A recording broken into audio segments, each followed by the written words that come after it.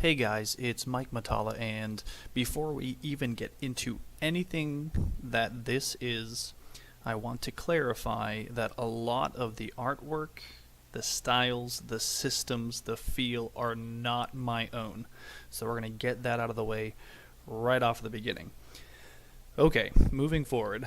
So I've developed a game over the past while called From the Shadows, and it is a cyberpunk futuristic game that has a lot of tones to very familiar feels.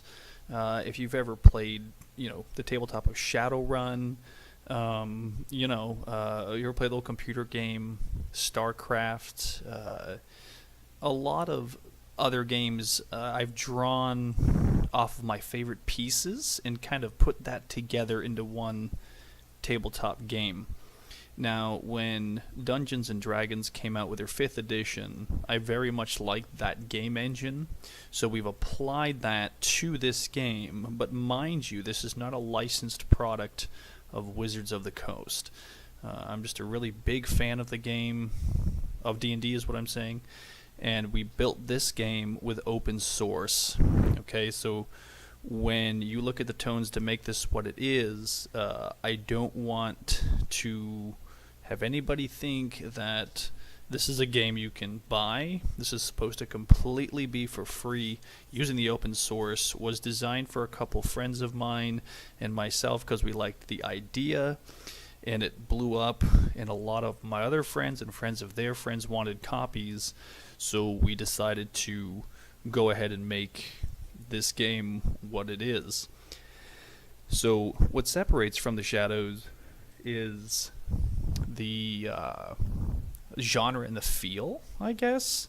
The conceptual ideas of the storyline is really what separates it. In a traditional role-playing game, the humans have always kind of been the neutral race for NPCs or PCs, and in this game, humans are actually like a racist team of individuals.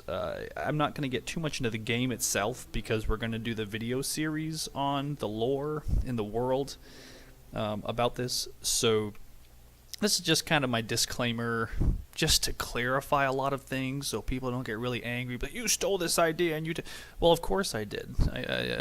As far as the ideas, yes, we loved a lot of different things. We mashed it together in a giant salad bowl of game, So the same thing. If you do have a copy of the game, again, it was written on Word and converted to PDFs. So we're not professionals. We're a very amateur group of writers and players, I guess. So you're probably going to find some typos. You might find some grammatical errors, and well, that sucks. Just deal with it, because it wasn't designed to be this big professional thing. It was for us to have fun, and we definitely try to put some structure to it.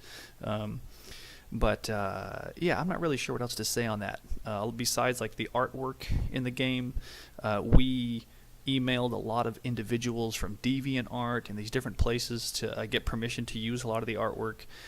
We try to appropriately cite our sources, so if you do get a copy of this and you see something that's yours and you're like, I didn't give you permission, hey, let me know. We can take it down immediately. Not that this is, again, a public game. There'll be no money made off of this. This is not something we're planning to sell. So, hey, we cited the sources to try and get some credit out there. Again, this is just something for a home brew, not trying to make a huge project out of this. So, well, I mean, it is a big project, but not to discredit anybody or make money off of somebody else. So I don't want to take up too much more time. Guys, thanks for listening. I hope you enjoy this channel, and we look forward to seeing you at the dice table.